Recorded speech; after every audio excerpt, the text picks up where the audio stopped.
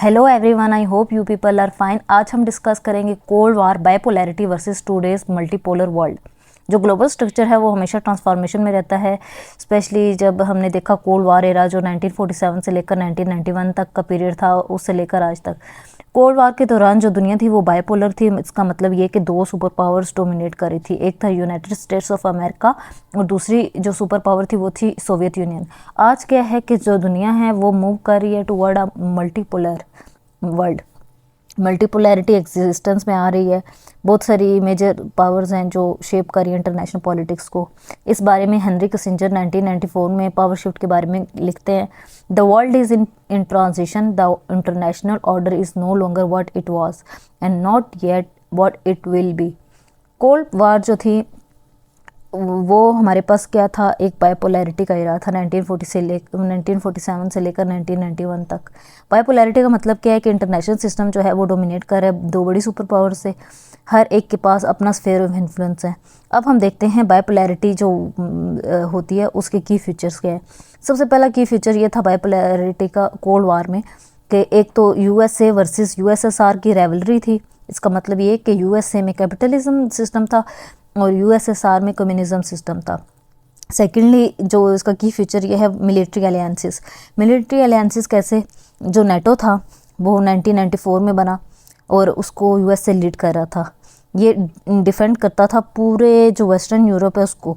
Second ये था कि वार्सा पैक्ट जो 1955 में बना था और इसको सोवियत लीड कर रहा था, सोवियत ब्लॉक, और ये काउंटर कर रहा था नेटो को।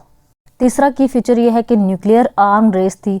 दोनों सुपर पावर जो थी वो इकट्ठे कर रही थी ज़्यादा से ज़्यादा न्यूक्लियर वेपन, ताकि वो डेटरेंस क्रिएट कर सकें। डेटरेंस क्या होती है? डेटरेंस ये होती है कि एक स्ट्रेटजी या कॉन्सेप्ट है जिसमें कंट्रीज़ यूज़ करती हैं ताकि दूसरी कंट्रीज़ की तरफ से अनवांटेड एक्शंस या सीरियस थ्रेट्स को रोक सकें। उसको हम कहते हैं डेटरेंस। ये इंटरनेशनल रिलेशन का एक जार्गन है, एक की कॉन्सेप्ट है। अच्छा, फोर्थ की फ्यूचर हमारे पास कोल्ड वार का है प्रॉक्सी वार्स। प्रॉक्सी वार्स कितनी हुई? तीन तरह की प्रॉक्सी वार्स थी। एक थी कोरियन वार जो 1950 से लेकर 1953 के टाइम पीरियड के बीच में हुई। सेकेंडली जो थी वो वियतनाम वार थी, ये भी प्रॉक्सी वार थी। ये 1955 से लेकर 1975 तक के टाइम पीरियड के बीच में हुई। थर्ड जो प्रॉक्सी वार थी वो थी सोवियत अफगान वार, ये 1979 से लेकर 89 के टाइम पीरियड के बीच में हुई। फोर्थ जो की फ्यूचर है हमारे पास कोल्ड वार का वो है स्पेस रेस। स्पेस रेस किस तरह से, एक ये कंपटीशन है टेक्नोलॉजिकल और मिलिट्री सुप्रीमेसी का, ये स्पेस रेस थी। यूएस से भी कंपटीशन में था टेक्नोलॉजिकल और मिलिट्री सुप्रीमेसी में, वो लीड कर रहे। इसी तरह से यूएसएसआर भी था। जो लास्ट हमारे पास की फीचर है इसका कोल्ड वार का वो है स्टेबल बट टेंस। मतलब कि डिस्पाइट कॉन्फ्लिक्ट्स जो इनके यूएसए के और यूएसएसआर के आपस में रिलेशन थे, कोई डायरेक्ट वॉर नहीं थी, किसी तरह की डायरेक्ट वॉर नहीं हुई, due to mutual assure destruction. Mutual assure destruction ये होती है कि दोनों कंट्रीज़ को आपस में एक दूसरे से इतना ही थ्रेट होता है कि एक कंट्री भी पावर में है, दूसरी भी पावर में है, एक कंट्री को दूसरी से फियर है, सेम स्टेट ऑफ फियर होता है दोनों स्टेट्स का आपस में। इसको हम कहते हैं म्यूचुअल एश्योर डिस्ट्रक्शन, जिसको मैड भी कहा जाता है, इसकी शॉर्ट फॉर्म है mutual assured destruction, MAD, mad. Kenneth walls 1979 में बाइपोलैरिटी या बाइपोलर स्टेबिलिटी के बारे में लिखते हैं। Bipolarity is the most stable system because two major powers balance each other. आजकल की वर्ल्ड जो है उसके बारे में देखते हैं। अभी हमने देखा बाइपोलैरिटी, कोल्ड वार का एरा। अब हम देखते हैं आजकल की दुनिया जो है वो कहाँ जा रही है। टुडेज़ वर्ल्ड मल्टीपोलैरिटी, ठीक है, पोस्ट कोल्ड वार एरा की हम बात कर रहे हैं। मल्टीपोलैरिटी का क्या मतलब है? मल्टीपल जो है पावरफुल नेशन वो एग्जिस्ट कर रही हैं, वो किस तरह से शेप कर रही हैं ग्लोबल अफेयर्स को, ना कि दो जो सुपर पावर हैं जो हमने कोल्ड वार में देखी, उसकी बजाय हम देख रहे हैं मल्टीपल पावर, दो से ज़्यादा पावर्स को। इसके की फीचर्स क्या हैं? जैसे हम देखते हैं यूएसए जो है वो हमें पता है हमेशा रहेगा, डोमिनेंट रहेगा, लेकिन वो कुछ कंपटीशन फेस करेगा मल्टीपोलर वर्ल्ड में भी। दूसरा की फीचर क्या है? चाइना का राइज होगा, एक मेजर इकोनॉमिक और मिलिट्री चैलेंजर है ये यूएसए के लिए। तीसरा ये है कि रशिया की रिसर्जेंस होगी। रशिया का जो इन्फ्लुएंस है, जैसे वो अपना इन्फ्लुएंस असर्ट करता है यूक्रेन में, सीरिया में और इसके अलावा बाकी नेशंस में। चौथा ये है कि यूरोपियन यूनियन, ये एक पॉलिटिकल और इकोनॉमिक फोर्स है, इसका भी हमें पता है।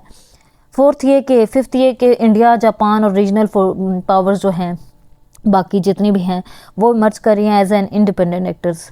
और इसके बाद हमारे पास है इकोनॉमिक इंटरडिपेंडेंस, जो कंट्री बहुत ज़्यादा कनेक्ट एंड ट्रेड और फाइनेंस के थ्रू, जैसे सारी कंट्रीज़ मिलके जैसे बनाती हैं अलियांसेस, इकोनॉमिक अलियांसेस जैसे हो गए ब्रिक्स हो गया, इसी तरह से ब्रिक्स प्लस हो गया। क्लियरली ये है कि टेक्नोलॉजी एंड साइबर वारफेयर, नई फॉर्म्स ऑफ कंपटीशन हो रहा है, मिलिट्री माइट भी है, तो ये टेक्नोलॉजी और साइबर वारफेयर में जैसे चाइना बहुत लीड कर रहा है, AI डीप सीक वगैरह हो गया इस तरह से।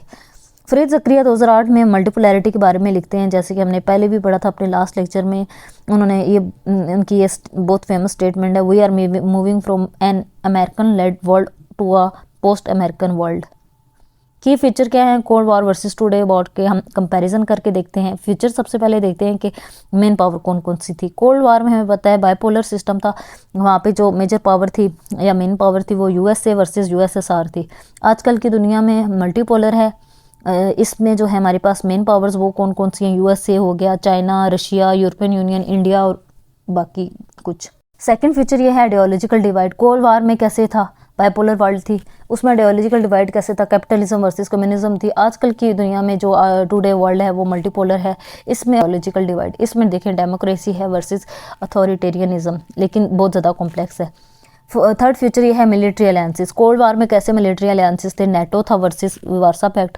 आजकल की मल्टीपोलर वर्ल्ड में कैसे हैं, नेटो हो गया, ब्रिक्स हो गया, क्वाड हो गया, शंघाई कोऑपरेशन ऑर्गेनाइजेशन जिसे SCO भी कहते हैं, या इसे हम एशियन नेटो भी कहते हैं। फोर्थ फीचर ये है मल्टीपोलर, इन दोनों का अगर कंपैरिजन करें तो फोर्थ फीचर हम देखते हैं तो इकोनॉमिक रेवलरी। कोल्ड वॉर में कैसे थी economic रेवलरी, command versus free market economy थी, जबकि आजकल की दुनिया में फ्री मार्केट्स भी हैं लेकिन जो स्टेट कैपिटलिज्म है जैसे चाइना करता है ये हो गया। वार स्टाइल देखते हैं, कोल्ड वार में प्रॉक्सी वार्स थी, वियतनाम था, अफगानिस्तान था। आजकल की दुनिया में हाइब्रिड वारफेयर्स हैं, मल्टीपोलर वर्ल्ड में साइबर है, ट्रेड है, सेंक्शंस हैं। 6 जो है टेक्नोलॉजी कंपटीशन है। कोल्ड वार में क्या था, स्पेस रेस थी। आजकल की दुनिया में क्या है, आर्टिफिशियल इंटेलिजेंस है, 5G है, साइबर सिक्योरिटी है, क्वांटम कंप्यूटिंग है। 7th फीचर है कॉन्फ्लिक्ट नेचर किस टाइप की होगी कॉन्फ्लिक्ट की। जो कोल्ड वार था उसमें मिलिट्री कन्फ्रंटेशंस थी, आजकल की दुनिया में मल्टीपोलर वर्ल्ड है उसमें क्या है, ट्रेड वॉर्स हैं, साइबर वारफेयर है, रीजनल कॉन्फ्लिक्ट्स हैं।